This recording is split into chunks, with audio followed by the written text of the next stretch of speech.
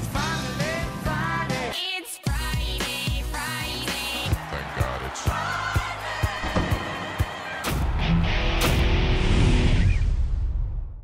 All right, welcome back to the Friday Show, presented by Naira Bets. When you sign up, you bet 200, you get 200.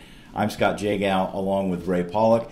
Coming up, we'll talk about the purchase of Kentucky Downs and what that might mean going forward. But first, Ray, let's start with something you wrote about this week in your View from the Eighth Pole, based on a conversation you had with former track announcer Tom Durkin at Equestricon. And he was just kind of marveling at the statistics going back to the early Breeders' Cups and how different it is today in terms of the number of starts horses are making heading into the Breeders' Cup. Now, we've talked about this issue before, but I thought it deserved a little more of a deep dive. So why don't you get the discussion started? Well, Tom gave a talk about the inaugural Breeders' Cup in 1984 at Equestricon, and the next day we were on a panel, and before it started we were talking about this, and he kind of went back and looked at the past performances from 1984's Breeders' Cup, and then he looked at this year's, and he just said, you just can't believe how few times these horses run today compared to the way it was then. And he mentioned one horse in particular, Life's Magic, who was second in the distaff that year. She had 11 races going in to the Breeders' Cup, and she finished second. The next year she raced 13 times and ended up winning the 1985 distaff. And I went through every single race from 84, and I compared it to this year's races, and the drop off is very, very significant. It's a 38% drop in starts, from over 8 starts to just about 5 starts per race now. Well, you talked about in your column some of the possible reasons behind this. There are a lot of different factors, ranging from breeding to medication to training methods, and there's so many things that can be a cause of this. Let's break down some of them. You mentioned a couple I thought were interesting. One is that the Daily Racing Form put winning percentages for trainers in the past performances when they hadn't been doing that before, and that could have an influence on decision making, because if you race more often, you're giving yourself a chance to lose, versus racing less often, and you can build up those percentages. Yeah, I've had people say this to me, that when the Racing Form, and then subsequent to that, when Equibase did it too, owners, there's a lot of new owners, and if you're going to give horses to a trainer, what's one of the first things you're going to look at? Does this trainer win? So they look at percentages, and back in the 80s and 70s and before that, there were no 25 and 30% trainers. Most everybody was 10 to, a good trainer was 10 to 15%. Field size was bigger for one reason, but also trainers would race their horses into condition. They would use a race to get the horse ready for the next race. Nowadays, you have a trainer that uses a workout and another workout and another workout and another one. These horses work 8 to 10 times between races. It's a completely different game, and in part because the owners look at those stats. Another thing that they look at, that trainers look at, is these form cycle past performances, like Thorograph and the Sheets, where you have this bounce theory in there, that horses exerting in a big effort will bounce the next time and not do as well, and they have a certain form cycle that they get into where they come up to their big race, and so trainers are trying to tap into that. They're trying to understand how that all works and use it to their advantage, so they might not race here waiting to get to that big performance. So that's another influence. And of course, we've talked about Lasix. We don't have to get into a big discussion about that, but the influence of Lasix.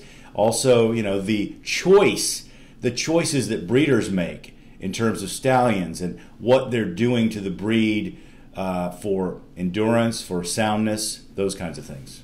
Well, yeah, they're breeding for the more and more breeders, starting in the 80s, actually started breeding for the sales ring instead of the racetrack. And they're not thinking about, is this horse going to be a runner? They're breeding and saying, what can I sell this horse for at Keeneland or facing Tipton?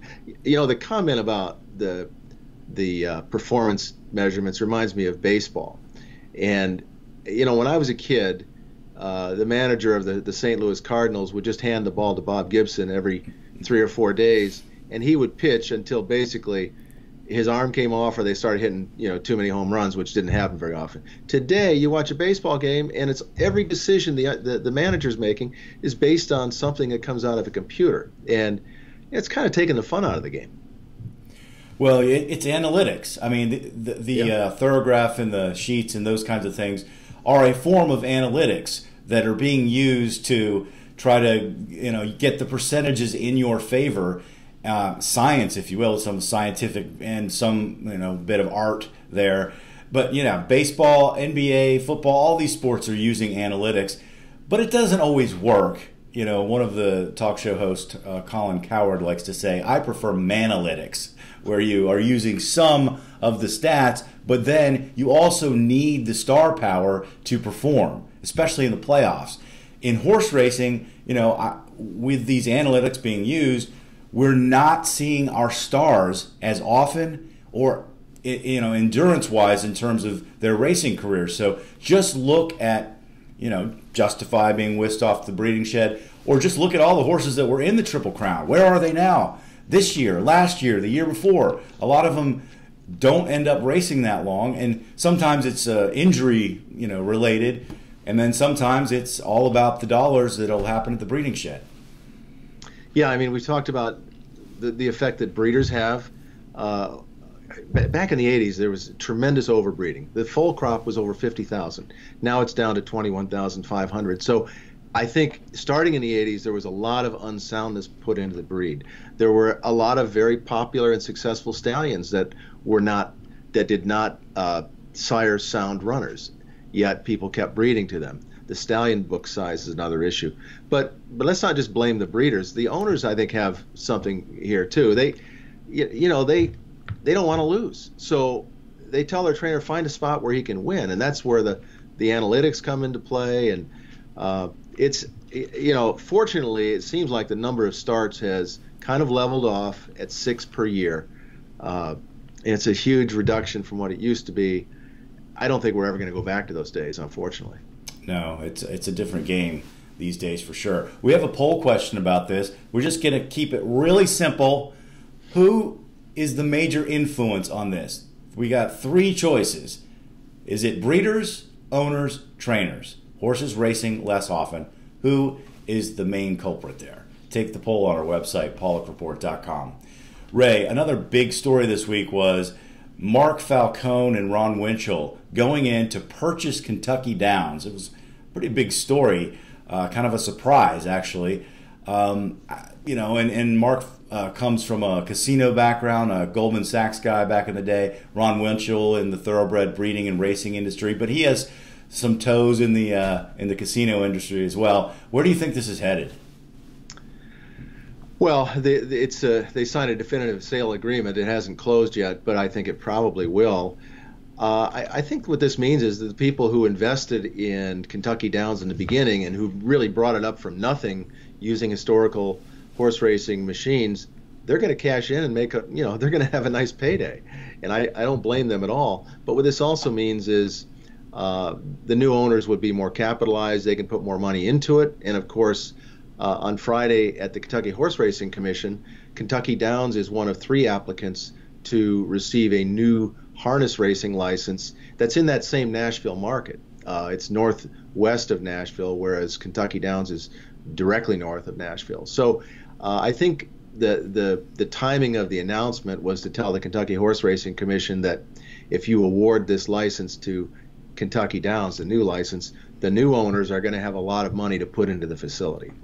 Which their bid was significantly lower than Churchill Downs, and I'm forgetting who the other bidder was. Well, it wasn't the bid; it was what they're going to put into the facility. Oh, right. Yeah, and the other one is Caesars Entertainment, which is a giant in the gaming industry. Sure. So this boosts Kentucky Downs' chances possibly of getting that license.